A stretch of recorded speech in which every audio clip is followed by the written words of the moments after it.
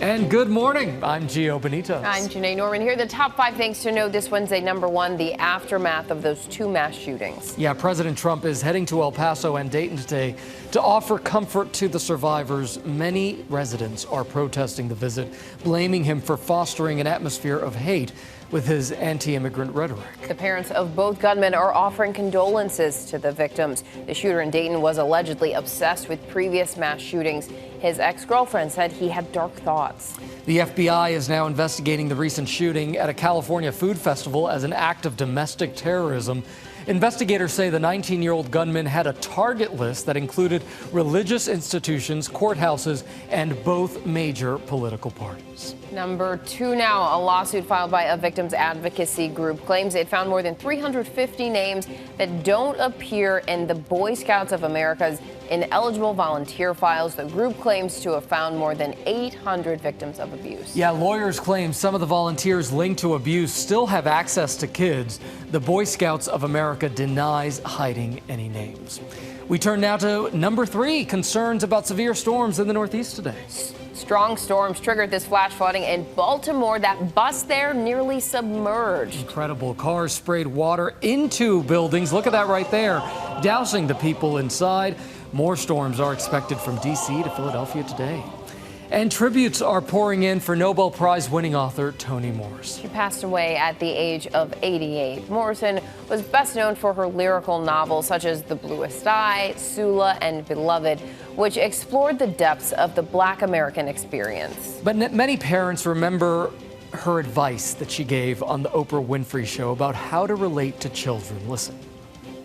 When a kid walks in the room, your child or anybody else's child, does your face light up? And that's what they're looking for. When they see you, they see the critical face. What's wrong now? But then, if you let as I tried from then on, to let your face speak what's in your heart. Because when they walked in the room, I was glad to see them.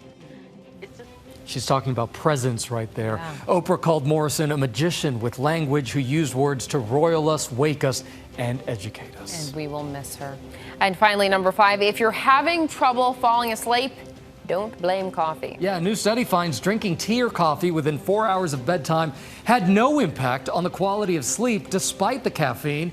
They studied nearly 800 people. The researchers from Florida Atlantic University and Harvard Medical School admit they were surprised, but unlike coffee, alcohol and nicotine before bed did have a major impact on sleep. A nighttime cigarette knocked up to 42 minutes off total sleep time. Drink the coffee all day and still pass out. That's Sounds right. good.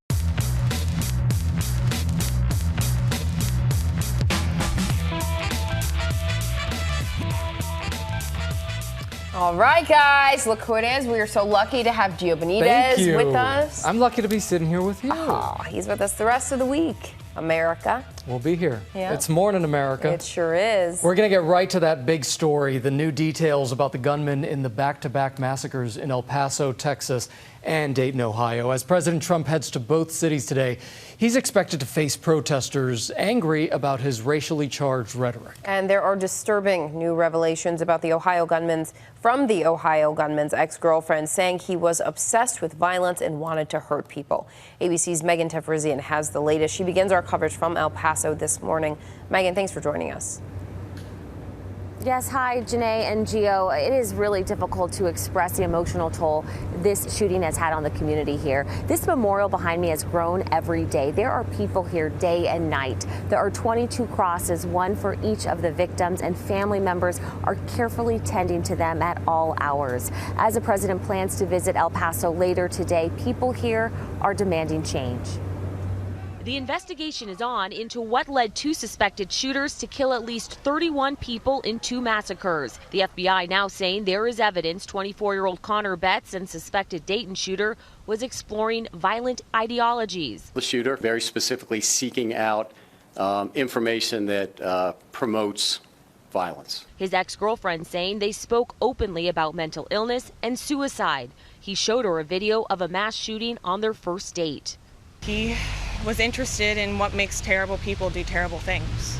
The Betts family releasing a statement Tuesday evening. They offer their most heartfelt prayers and condolences. Meanwhile, in El Paso, disturbing new details on the Walmart massacre. Authorities say 21-year-old Patrick Crusius is showing no remorse after police say he killed 22 people. He appears to be in a state of shock and confusion. Crusius is charged with capital murder. Federal authorities say there could be more charges coming. His family issuing a statement saying, quote, Patrick's actions were apparently influenced and informed by people we do not know and from ideas and beliefs we do not accept or condone.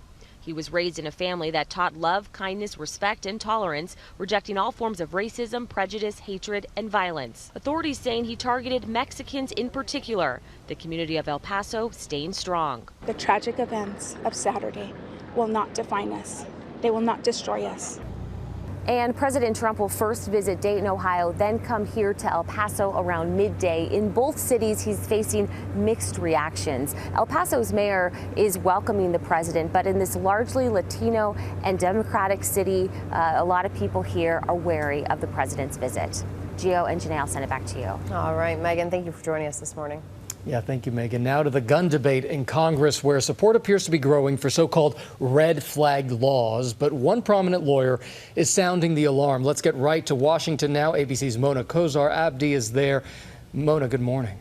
Good morning, Gio, and good morning to you, Janae. It seems more Republicans in Congress are warming up to the idea of red flag laws, which would help law enforcement officials take guns away from those who pose an imminent danger. Now, often such requests are left to family and friends who are worried about a gun owner who expresses a desire to harm people or expresses suicidal thoughts. Now, if signed into law, this would be the most significant gun control legislation in 20 years. But as you mentioned, one prominent lawyer and Trump ally who studied the issue, Alan Dershowitz, is raising concern. Now, Dershowitz wrote in the Wall Street Journal, quote, if the government can take your guns based on a prediction today, what will stop it from taking your liberty based on a prediction tomorrow? Others say these red flag laws would not be nearly enough to address the wave of recent mass shootings. One Republican congressman from Ohio, Mike Turner, whose daughter escaped the shooting in Dayton, now says that he would support banning military-style weapons and limiting the size of magazines. Others want tighter background checks, but those restrictions will see a lot more pushback here in Washington. Senate Majority Leader Mitch McConnell is key in all of this, and right now he's urging his committee chairman to hold bipartisan talks. The Senate right now is in a 5-week recess, and McConnell has not indicated, Gio and Janae, if he is willing to cut that recess short. And we'll see what happens with that. Mona, thank you so much for joining us here. And those back-to-back mass shootings have left much of the nation nervous and on edge. Yeah, there was widespread panic in New York's Times Square Tuesday night. Crowds mistook a motorcycle backfiring for another shooting. Now, look at this. EarthCam captured this chaotic scene right here. Several pedestrians were reportedly injured during the stampede to flee the area. A performance of the play To Kill a Mockingbird ended early after audience members started running down the aisles and ducking for cover. Just so scary. But, absolutely. I mean, but this is what people are thinking. People are really on edge. They are waiting, and if they hear something like this, this is what's going to happen. They are reacting. It shows the state of where Americans are today. Wow. And meanwhile, Florida's governor has ordered a criminal probe into the handling of Jeffrey Epstein's 2008 underage sex trafficking case. Under a plea deal, Epstein was allowed to avoid federal prosecution and plead guilty to lesser state charges. He was sentenced to 18 months in jail, but he was allowed to leave almost daily for work release, and he only served 13 months. Epstein is now in jail as he awaits trial for sex trafficking charges in New York. And now to that growing scandal surrounding the Boy Scouts. A new lawsuit claims the organization is facing a pedophilia epidemic. Lawyers say they've uncovered hundreds of previously unannounced cases of Scout leaders involved in abusing children. This morning, the Boy Scouts of America are under fire, accused of underreporting sexual abuse claims. The time has come for a full accounting of what has gone on in this organization, which in my opinion is nothing less than an atrocity, and it has to stop. In a new lawsuit, lawyers have identified 350 Scout leaders allegedly linked to the abuse of children. Lawyers claim those Scout leaders are not in the Boy Scouts' disciplinary files. The suit cites evidence that the organization hid the extent of the abuse scandal, with lawyers now claiming they have nearly 800 clients who were abused as Scouts. The kind of numbers we're talking about now dwarf what we've seen in the Catholic Church cases. In Minneapolis, attorney Jeff Anderson is now demanding the Scouts make public a list of 1,500 Scout leaders accused of misconduct against children. Anderson claims at least 12 people suspected of links to abuse are working with children or have access to kids in their current roles. We don't know if they're teaching in our schools, their next door neighbors. We know that some are still in ministry. Some are still in education, and as we've tracked them, some are still in child care and youth-serving organizations. And we also know the kids are at risk because of that. The Boy Scouts of America has refused to release the list publicly, arguing it previously settled the case with Anderson's client and provided information from that list to law enforcement. The judge is now considering the request for the files. The Boy Scouts of America denies hiding any names. As for that new lawsuit, the organization says it took immediate action to report any appropriate information to law enforcement. All right, moving on here. A man saved one of man's best friends trapped in a hot car in New Mexico. Okay, look at this. He said he heard the dog struggling to breathe in Albuquerque and all of that heat there. Look at this video right now. After calling 911, he just, boom, smashed one of the windows with a crowbar. Oh my The dog is okay, but its owner faces animal cruelty charges. And you saw the owner left the window cracked, but that was not enough in the temperatures that they have there. But come on. Oh my, it's not just the kids, it's the animals. Because that is not just forgetting that the dog is there. No, it's knowing. It's knowing Absolutely. and lowering the window to, Right. you know, And we should know better. people. So the New York City pastime of swearing at other drivers may soon be a thing of the past. Yeah, well, no. Yeah, right, I know. Driverless cars are coming to the Big Apple. The tech company Optimus Rides unveiled 6 self-driving vehicles with an interesting look right there. Right now, they're not being used in regular city traffic. The vehicles, which look like a cross between a London taxi and a shuttle bus, are operating in an enclosed area. And people will just be swearing at these cars. There'll just be no one to swear back, I guess. Right. Well, coming up, how one farmer proposed to his girlfriend in an utterly unique way. Utterly. Yep. Utterly. Wait till we show you. And yes, it involved, well, an udder. Yep. We've got the story right after this. All right, welcome back here now to the miracle survival story of one man who crashed his plane in the Canadian wilderness. That pilot is now speaking out about how he survived and why he decided to record that entire ordeal. Hey guys, I just had to pull the cap's parachute. I'm in the middle of Quebec trying to get my SOS to work.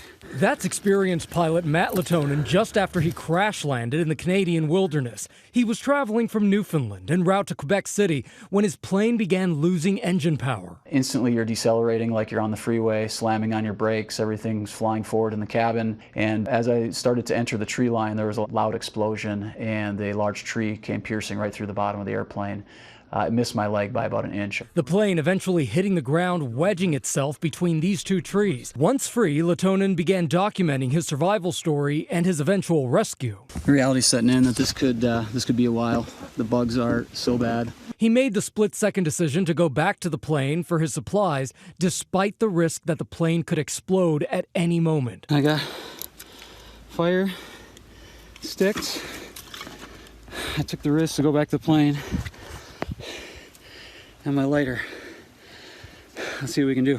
He then sent an SOS on his GPS and started a fire, hoping to create enough smoke to signal for help. The whole ordeal lasting 5 hours, but Latonen hopes that by releasing the footage, it could be helpful to others. For now, he's just thankful to have both feet on the ground. I just feel grateful. I mean, the people that I'm amazed on how they handle it are these guys that are jumping out of helicopters, putting their lives at risk to save one life. It's just amazing to me. All right, and Kim Jong-un says his country's launch of 2 tactical guided missiles is a warning to the U.S. and South Korea. And a new report says they've stolen more than $2 billion in finance to finance these weapons. Let's go across the pond now to Julia McFarlane in the London Bureau for more. Julia, good morning. Lots of news there. Good morning, Gio. Yes, this is a leaked letter that was sent to the United Nations Security Council's Sanctions Committee. Now, basically what it says is that North Korea has made, as you say, $2 billion through cyber attacks and through the theft of cryptocurrency. Now, we know that North Korea has a very advanced cybercrime capability. They were, of course, behind that notorious hack of Sony. But this news basically says that Pyongyang has managed to target banks and cryptocurrency exchanges. So, you know, like Bitcoin and cryptocurrencies in that sort of way, they've managed to sort of mine this huge amount of money, which essentially means that United Nations sanctions targeting North Korea, those punitive measures, the impact of that is being lessened if they're making money illicitly in this way, as you say, to fund their weapons program. All right, and Julia, and also let's move to Zimbabwe now, because a food crisis is just putting millions of lives at risk there. What's caused this shortage? What can be done to help? This is really serious. More than 5 million people in Zimbabwe need food aid, according to the United Nations. They say 2.5 million people are on the cusp of starvation. Now, Zimbabwe has suffered years of turmoil. They've had notorious hyperinflation with their currency. They suffered dreadfully when there was a cyclone in recent years, and they are now suffering drought. Crop shortages, the price of food has risen sharply. A lot of people on the brink of starvation, as the United Nations is warning. They are upping the amount of money that they need to tackle food insecurity in that country. All right, Julia, let's get a little lighter here because now you can see the gravestone. Well, maybe this is dark. The gravestone of Snow White in a German museum. What's this about? That incredible ageless story by the Brothers Grimm is apparently based on this German baroness. She's called Maria Sophia von Erthal, and she's from this little German town, and she's believed to be the inspiration behind Snow White. Here are a couple of similarities. Her father was a nobleman, and after his first wife's death, Sophia's stepmother had the reputation of being domineering and acting in favor of her natural children. Sound familiar? Her father also owned a glass factory, and there was this massive mirror which had this inscription all about pride etched on it. Also sound familiar? Mirror, mirror on the wall, if you remember that. A scary forest features near the house in the original Brothers Grimm fairy story, and there was a scary forest that was known for robbers near where Sophia lived. So a lot of similarities in there, and her grave has now been found, and it's on display in that museum in Germany. I mean, that is fascinating. I mean, I wonder what were the, what was everybody else in the movie? What were they based on? And obviously there was... well, 7 hills. Apparently she had to cross 7 hills to get to that house, and of course there's a lot. I mean, there's a lot of similarities, and while it's not proven that she's the inspiration, there are a funny number of similarities between her and Snow White. If there's a poison apple, it's her. All right, thank you. Thank you, Julia. Thank you so much. Take care. All right, let's check our notifications, starting with a disaster on the road. Hundreds of bottles of wine, 40,000 pounds of wine bottles lost in this tragic truck crash. Fortunately, no one was hurt, just a lot of broken hearts, right? And a lot of broken bottles. Yeah. They were major injuries to the bottles. Yeah. Next up here's a talented dog showing off its volleyball skills. So impressive. So cool, keeping that beach ball right up in the air. Seriously, how many people can do that? Like none. Not bad. He's a better athlete than most people. Go get it, buddy. Yeah, so that one's good, but this one's weird. A farmer proposed to his girlfriend. They call it creative. I call it utterly disgusting. He put the ring on an udder. Not a moose. Also not what you think it is. Right, I know. Should we be allowed to show this? We're figuring she said yes. Coming up, how a digital How about a digital detox vacation? Why so many Americans are going to extremes to unplug and reboot. I know why.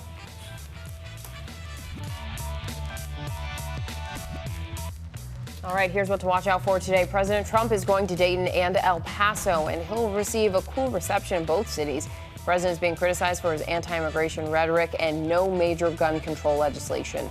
Centoya Brown is scheduled to leave prison today, granted clemency after 15 years. Brown said she was a sex trafficking victim when she killed a man in 2004 when she was 16. She will remain on parole for 10 years. Congressman Elijah Cummings will speak at the National Press Club Headliners Luncheon. He's expected to address President Trump's recent comments about Baltimore, which he called a disgusting rat and rodent infested mess.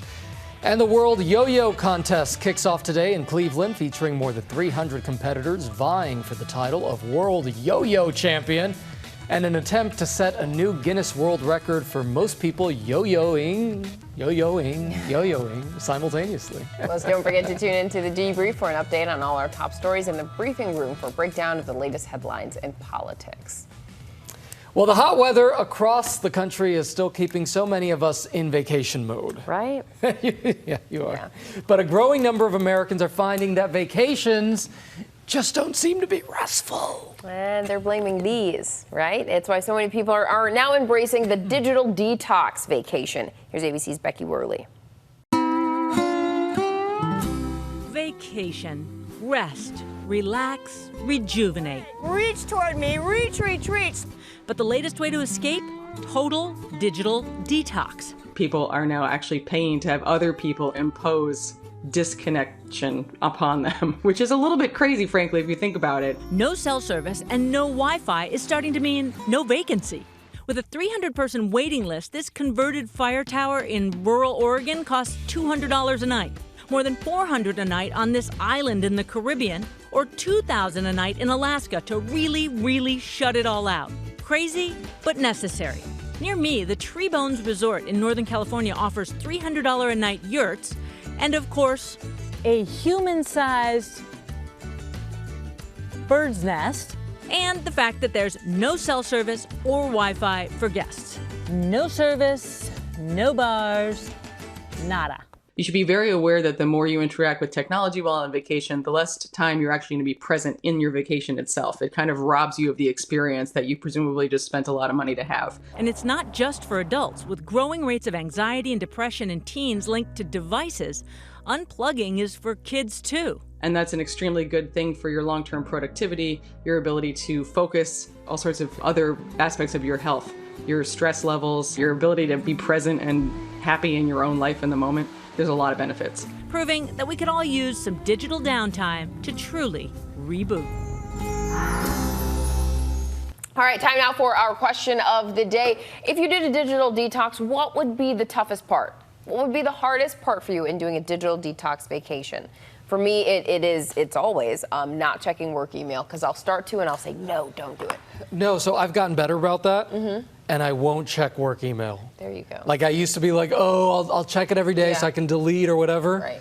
Now I'm just like, you know what? I'm not going to do it. So the hardest part, I feel like, would just be like checking Instagram or something. Fair enough. You know? Just throw the phones away.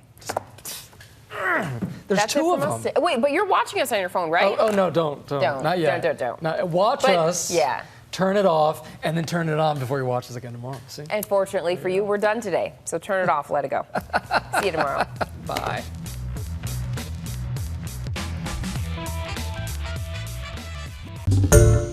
Hi everyone, George Stephanopoulos here. Thanks for checking out the ABC News YouTube channel. If you'd like to get more videos, show highlights, and watch live event coverage, click on the right over here to subscribe to our channel, and don't forget to download the ABC News app for breaking news alerts. Thanks for watching.